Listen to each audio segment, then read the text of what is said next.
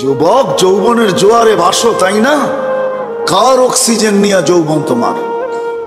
1 মিনিটের জন্য যদি বন্ধ করে আল্লাহ, যে 2500-এ 1 মিনিট, মাসে না বৎসরে 1 মিনিট অক্সিজেনের লোডশেডিং চলবে, 1 মিনিট অক্সিজেন থাকবে না, অসুবিধা আছে? হ্যাঁ, কি আছে? হ্যাঁ, শেষ।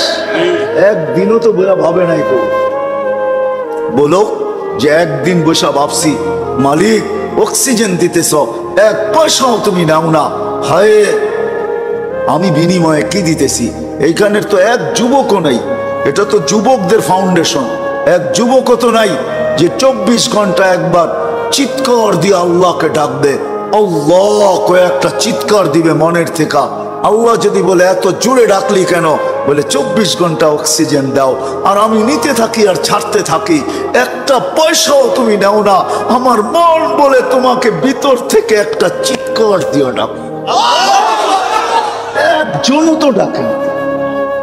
1 যুবক হাত উঠাকে বলুক যে আমি ডাকি।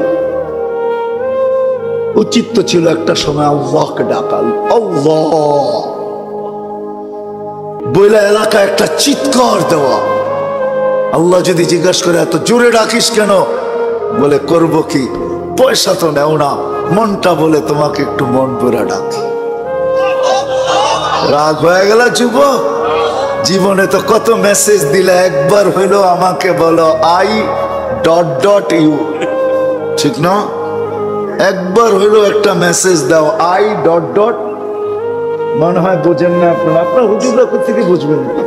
যুবকরা বুঝে গেছে আমি কি বুঝাইতে চাইছি, ঠিক না? হ্যাঁ, আসতেছে 14 তারিখ, ঠিক না? সত্য না? হ্যাঁ, কত মেসেজ জীবনে লেখছ, একবার হইলো বলো I.U, ঠিক না? আর বললাম না মধ্যে শব্দটা, ওটা তোমরাই বসায় নিও, তোমাকে দিলে গায়ে ফেলছে কি বুঝাইতে চাইছে। অথচ একবারও তো আল্লাহকে বললাম না মনের থেকে একটা চিৎকার দিয়া, আল্লাহ আমি তোমাকে ভালোবাসি। অথচ আল্লাহ তো বলে আনা ইয়া ইবনে আদম ইন্নী লাকা মুহিব্বা, ও মানুষ আমি তোকে ভালোবাসি। ও মানুষ বাদ দেন, ও উম্মতে মুহাম্মাদি আমি তোকে ভালোবাসি। ওয়াবি হুব্বি কুল্লি মুহিব্বা, তুই আমার ভালোবাসার কসম তুইও তো কোনো একবার আমাকে একটু ভালোবাসা দেখা। তুইও মুখ দিয়ে একবার বল আল্লাহ আপনাকে আমি ভালোবাসি। একজনও তো এখানে দাঁড়ায় একদিনও চিৎকার দিয়া বললাম না যে আল্লাহ আমি তোমাকে ভালোবাসি।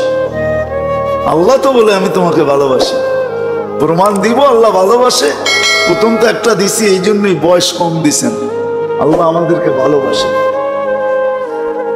আসেন, সবচেয়ে বড় পাওনার জিনিস যেটা আমাদের এই ছোট জীবনটায়, এই সৃষ্টির সেরা মানুষটার সবচেয়ে বড় পাওনা যেটা আল্লাহর কাছ থেকে, সেটা হলো সেরাতে সেরাতে সেরাতে যে সেরাতে মুস্তাকিম পায়া গেল।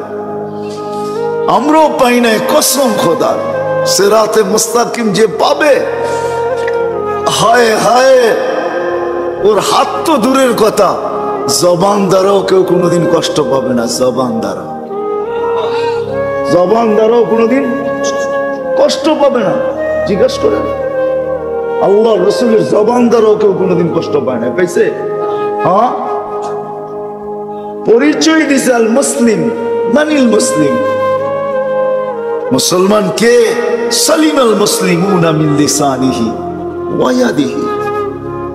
আমি তো বলবো সিরাতে মুস্তাকিম যে পাবে, ও তো দিলের ভিতর দিয়েও কাউকে কষ্ট দিবে না।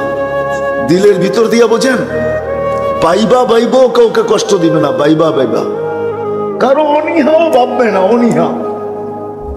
ওই যে ওই সাহাবীর মতো 3 দিন, প্রথম দিন ঘোষণা দিতেছে আসতেছে জান্নাতি, কে দেখতে চাও চোখ উঠাও তাড়াতাড়ি।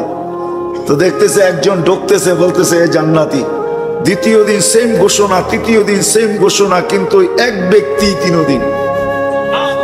তো সাহাবী রাসূলের সব জাগছে, 3 দিন এক ব্যক্তিকে জান্নাতের ঘোষণা। আমলটা করে কি যায় বাড়ি দেখি, তো যায় বলছে রাত্রে তোমার এখানে থাকতে চাই। বলছে থাকো, যা আমি খাবো তাই ভাগ করে খাবো, থাকো। তো সারা রাত্র উৎপাইতা ছিল কি করে, তো দেখে এশারের নামাজ পড়ছে আর কম্বল গায়ে দিয়ে ঘুমায় গেছে, ফজরের আজানে ওকে উঠাইছে, সারা রাত্র কিচ্ছু না। দ্বিতীয় দিনও তাই, তৃতীয় দিনও তাই। চতুর্থ সকালবেলা প্রশ্ন করছে, ভাই 3 রাত্র তো দেখলাম, কিছুই তো দেখি না, আমি জায়গা জায়গা রাত কাটাইলাম তোর বন্দেগী দেখার জন্য, তুই তো এসা পড়ো চারাইসা ল্যাপটাই না ঘুমাস, কম্বলটাই না ঘুমায় যাস, ফজরের আজান তোকে উঠায়। আল্লাহ রসুল 3 দিন তোকে কেন জান্নাতি বললো? বলে তা তো জানি না কেন বললো, কিন্তু হইতে পারে এটাই, সবাই ঘরঘুর জারি বিছনা টিসনা কাপড় সাপড় ঝাড়ু দিয়া ঘুমায়, ফিটফাট করে ঘুমায়, আমি খালি দিলটা ঝাড়ু দিয়া ঘুমাই। আমার দিলে কারো জন্য কিছু থাকে না, কারো জন্য আমার দিলে কিছু রাখি না, আমি দিলটা ঝাড়ু দিয়া ঘুমায়া যাই। চিৎকার দিয়া বলছে এটাই হবে তোকে জান্নাতের অধিকারী বানানো। আসেন আমার কথাগুলা বুঝি। আমাদের প্রয়োজন শুধু সিরাতে মুস্তাকিম, আর কিচ্ছুর প্রয়োজন না।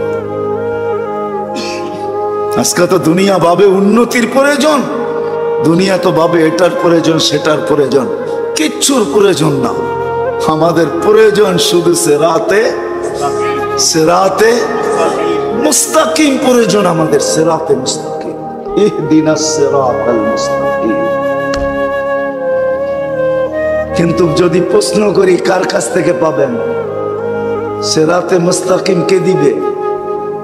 আরে বলেন না কে দিবে? কে? আল্লাহ। একমত? একমত? হ্যাঁ সবাই? সত্য তো? হ্যাঁ। কিন্তু আমি যদি প্রশ্ন উঠাই, আল্লাহকে তো চোখেই দেখা যায় না, নিবেন তো নিবেন কি করে? কথাও তো শোনা যায় না, ধ্যান ধারণায় তো আনা যায় না, বর্ণনা দিয়েও তো শেষ করা যায় না। আল্লাহ তো একটা পদের মালিক না, আল্লাহ তো শুধু আল্লাহ না, আল্লাহ তো রহমান, আল্লাহ তো রহিম, আল্লাহ তো মালিক, আল্লাহ তো কুদ্দুস, আল্লাহ তো সালাম, আল্লাহ তো মুমিন, আল্লাহ তো মুহাইমিন, আল্লাহ তো আসিস, আল্লাহ তো জব্বার, আল্লাহ তো মুতাকাব্বিরুল খালিকুল বারিউল মুসাব্বিরুল গফফারুল কহারুল ওয়াহাবুর রাজ্জাকুল ফাত্তাহুল আলিমুল কাবিদুল বাসিতুল কাফিদুল রাফিউল মুইজ্জুল মুদিল্লুস সামিউল বাসীরুল হাকামুল আদলুল লতীফুল খবীরুল হালিমুল আযীমুল গফুরুল শাকুরুল আলিয়ুল কবীরুল হাফিজুল মুকীতুল হাসিবুল জলিলুল করিমুর রকিবুল মুজিবুল ওয়াসি আল হাকিমুল ওয়াদুদুল মজিদুল বাঈসুশ শহীদুল হকুল ওয়াকিলুল কবিয়ুল মতিনুল আলিয়ুল হামিদুল الموصي المبدي المعيد المحيي المميت الحي القيوم الواجد الماجد الواحد الأحد الصمد القادر المقتدر المقدم المؤخر الأول والآخر الظاهر والباطن الوالي المتوالي البر التواب المنتقم العفو الرؤوف مالك الملك